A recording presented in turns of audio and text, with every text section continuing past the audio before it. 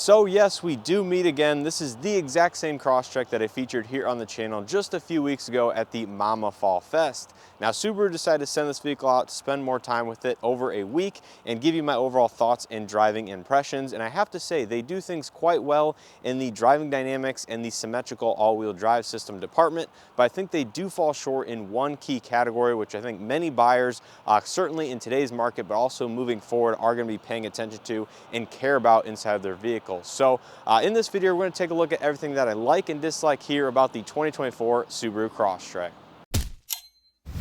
So starting with my likes as usual, my first one is the steering responsive LED projector headlights, which Subaru actually made standard across every 2024 Crosstrek.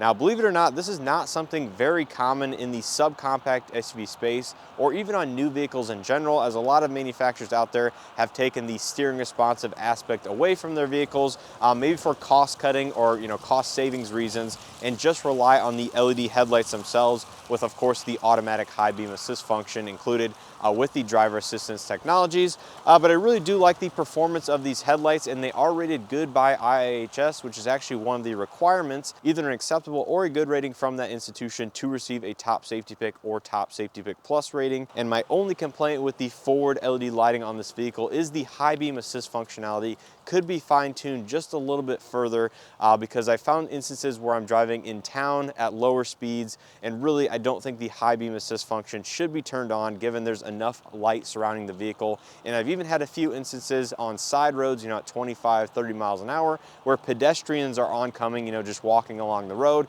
and they are being blinded by the high beams on this vehicle because, well, it thinks it should be turned on, and really I don't agree with that. So I think they could fine-tune the high beam assist function just a little bit further, but outside of that, great LED headlights. Now, my second like about the Crosstrek is its visibility. Now, here from the driver's seat, visibility around the exterior of the vehicle is fantastic. Now, the seating position is a little bit on the higher side, even with the power seat all the way down on this particular vehicle, but it will be very easy to see out the front of the vehicle for just about any driver. Now, another reason why the visibility is going to be so good is the use of a slim pillar here on the A and B pillars. Now, Subaru's done this in many of their vehicles, and in combination with the small piece of glass between the door-mounted mirror and the front of the A pillar, it makes the forward visibility out the sides very good. And similarly, the B pillars are going to be on the slimmer side of things. So I really didn't notice any issues with any blind spots, because looking over your shoulder, both left and right, has plenty of glass, plenty of visibility, and really I think it's going to be a very easy vehicle for many people to drive. And the rear glass with the rear wiper is a very usable size as well. So there's really no hiding from other vehicles around you here on the inside. So visibility is certainly a strong suit. Now, number 3 with this vehicle is going to be the driving dynamics. Now, more specifically, this is throttle response, ride quality, and handling. So these are all key factors in making a vehicle perform well and be enjoyable on a day-to-day basis, and the Crosstrek does this very, very well. I honestly am surprised as to how well I like how this vehicle drives, as I wasn't expecting it to be, enjoyable over either rough pavement, ride as well as it does, just have the overall throttle tip in that it does here with the CVT type transmission. Now, the throttle response specifically is tuned very well and very close to how I like a vehicle. It may be a little bit overly sensitive depending on who you talk to and what people are used to, but I think it's just about right for most people out there, where it has more throttle at the beginning of the pedal and less as you go into it. And the ride is very smooth as well. I think the suspension setup with the independent rear suspension, the slightly increased ride height, the spring rate and the damper settings are very, very good for daily driving, whether it be over rough pavement, smooth pavement. I just think it is controlled extremely well. There's not a lot of body lean, believe it or not, driving around interstate on or off ramps, so you can drive it fairly spiritedly if you would like, but that's really not what this vehicle excels in. Overall, that is actually one of the strongest reasons why I like this vehicle so much, is the ride quality and just overall driving dynamics. Now, number 4, again, has to do with the interior cabin, and more specifically, the quietness that it has out on the roadway. Now, I wasn't expecting this to have, luxury car levels of interior insulation from the outside ambient environment, but the Crosstrek certainly does perform very well. And again, I can't tell you for a fact that it is substantially quieter than every other subcompact SUV on the market, but to me, it does sound slightly more noticeably quiet here on the inside. and just makes the day-to-day driving experience very pleasurable. Again, you want to be isolated from the exterior environment, specifically, in noisier environments, which is out on the interstate or in heavy traffic, depending on where you live. And again, I think this is a strong suit or a very positive aspect of the Crosstrek, as it does this very well. Now, my fifth and final like actually was something I discovered after driving it for a couple days and also doing a little bit of research online, and that is the larger fuel tank capacity.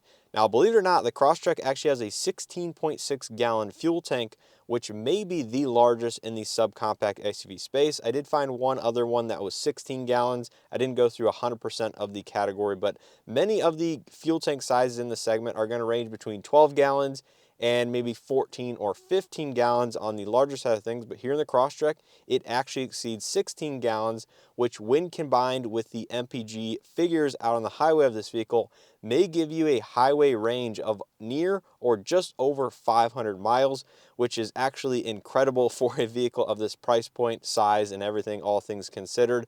So if you're taking longer road trips, are out on the interstate 60, 70 miles an hour, and are getting, at least 30 MPG or better, you may have a total fuel range of, around 500 miles, which, personally, I don't like to stop for fuel often, so that is a nice benefit. And even if you're just driving this vehicle on a day-to-day basis in town, maybe you only need to fill up once a week at the most. I think that is a nice positive aspect, to just have a slightly larger fuel tank than some of the other competitors out there. So that's going to do it for all of my likes here with the Subaru Crosstrek. Now let's get into some of the things that I don't necessarily love so much, and most of them pertain here on the inside. So my first dislike has to do with the infotainment system and many different aspects of it. So I'm going to break this down more specifically, again, all relating to the infotainment system itself. Now, the first reason I don't like it is the vertical orientation. Now, this necessarily isn't a bad thing depending on how the UI and the overall control system is set up with the vertical display, but I have to say here in the Subaru, it is one of the negative aspects. So essentially, there's three different portions of the display. The top kind of slim portion has a few different menus that you can select from. It has the drive modes up there. It has the weather if you have an active subscription, and I believe it has some trip or mileage information up there as well. It's a fairly small section of the display, so really not a big deal, but does function quite well overall. Now, the middle main portion of the infotainment has to do with the overall UI and user interface that you're using on a day-to-day basis, whether it be the Subaru built-in icons or Android Auto or Apple CarPlay. And then finally, the third portion of the display is going to be at the bottom, and it is a little bit bigger than the top portion and houses all of your climate controls that are always on the bottom of the screen. So this is not something you can adjust or change. It has things like the temperatures displayed down there, the fan settings, where the air is going, and stuff like that. So that is always going to be fixed at the bottom, very close to the temperature buttons for the dual zone automatic climate control on the left and right hand side of the screen. So that's kind of the way Subaru has broken it down. And I guess that brings us to number two as to why I don't necessarily love this infotainment, and it has to do with the UI, user interface, the graphics, and the built-in resolution for the display itself. I'm just going to be honest, it looks cheap, especially compared to many of the other manufacturers out there. Now, the UI is fairly easy to navigate after you get used to it. The tiles are nice and big, they're labeled well, they have good colors. Buttons are, where you would expect them in the Subaru infotainment navigation settings. And then when you take into account the vertical orientation with the fixed displays on the top and bottom, that leaves you with this smaller real estate in the center. And then when you start using the wireless Android Auto or Apple CarPlay, it just isn't optimized, or the icons aren't an appropriate size, I don't think, for day-to-day usage. It's actually very small, certain icons for Android Auto, where you have to get it just right, hit it just on the nose, and that can be hard to do while driving, and paying attention to the actual roadway. So I think this is a usability issue, a graphical issue, and, just a little bit of a cheap resolution issue, all lumped in one. And I think they could actually improve this over time, hopefully, not only just with the UI, software updates, but also maybe changing out the hardware and the actual orientation of the screen itself. And I guess that brings me into the third dislike with the infotainment system. That has to do with the performance of the system. Now, again, it's just a little bit on the slower side of things. You know, it might have to do with the actual hardware behind the screen and the processor that they're using. But I think upon startup of this vehicle, it's fairly slow to respond. If you need to change a vehicle setting, which many of them are done actual through the infotainment itself, you might need to wait, 30 or 45 seconds until the system actually boots up and gives you the menus that you're looking for. Wireless Android Auto didn't auto connect for me many times. It showed the icon there where it was available with your paired phone, but you actually had to press that icon, wait another like 30 seconds for it to connect to your phone, and then it'll bring up, the Android Auto in the center portion of the screen, which again is a little bit on the smaller side of things. So I think between those three dislikes with the infotainment system, this is by far the thing I disliked the most about the Crosstrek. So I guess moving on from that, my second dislike has to do with the lane centering system here with the built-in Subaru EyeSight system. Now, I didn't necessarily dislike a lot of the functionality of the EyeSight system. This is something that Subaru has been refining generation over generation for, I would think, at least a decade now, if not just a little bit longer, depending on the model. And I would say my only complaint has to do with the active lane centering functionality, and that is the fact that it seemed to favor the right side of the roadway, especially under conditions where it may not have been able to detect both lane markings, both the center lane marking or the left and right hand side lane markings. So I thought it was driving very, very close to the right hand side of the road, to the point sometimes where it was like on the line itself, and there may have been gravel or dirt or grass on the other side of the road.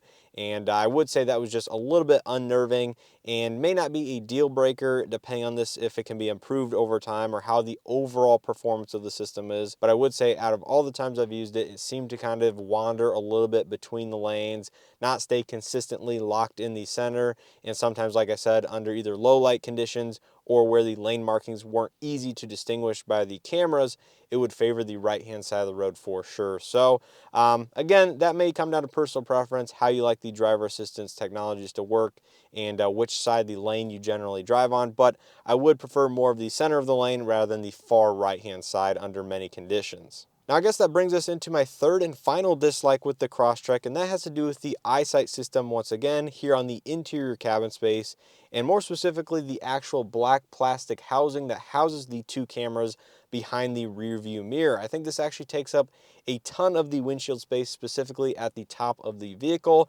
So in some regards, I guess it does hinder visibility just a little bit out the top. That's not really the direction you're normally looking. But the reason I'm mentioning this on my list is I could not get used to it. Every time I got inside this vehicle, for some reason, it tripped me out, and I thought either the sun visor was down blocking, the top of the windshield, or something was up there obstructing it that really shouldn't have been. So this is a very nitpick complaint. I understand that.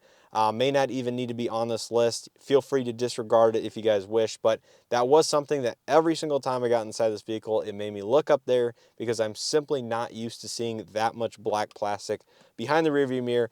And again, it does house all of your cameras for the Subaru EyeSight function. So honestly, I think that's going to do it for my list of dislikes here with the 2024 Subaru Crosstrek. Now, as you can tell from my list of dislikes, most of it has to do with the technology inside of this vehicle, more specifically the infotainment system.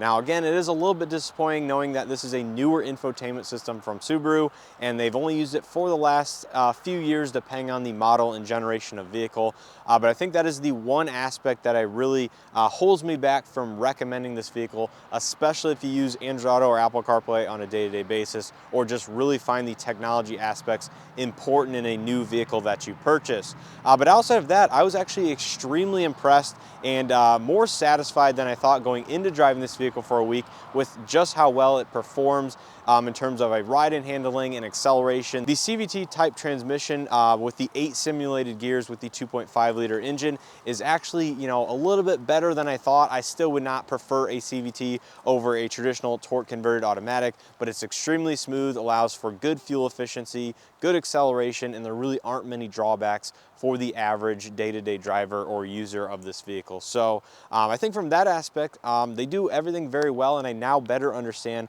why Subaru drivers seem to prefer these vehicles generation over generation, and these are more incremental changes than, absolute ground-up, groundbreaking changes that they make here, like for example with the last generation Crosstrek and this new one for 2024. So I'm interested to hear your thoughts and comments down in the comment section below. Let me know your likes and dislikes if you happen to own a Crosstrek here in the previous generation or this new generation, and whether you agree or disagree with my likes and dislikes. And it's always interesting to hear, opinions, because at the end of the day, a lot of these are going to be subjective, but there are some, actual objective measurements to these. I want to give a huge thanks to Subaru for sending this vehicle out for me to test and review for you guys.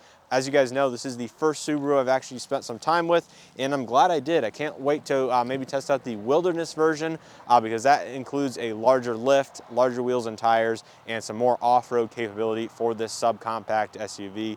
But I would like to test out some of their other vehicles as well in the future. If you guys enjoyed this video, make sure to hit that like button below. It greatly helps out the channel in these videos. Subscribe if you guys haven't already, and make sure to stay tuned for additional content from Subaru and other manufacturers out there. So as always, I appreciate the support. Hope to see you guys in the next one.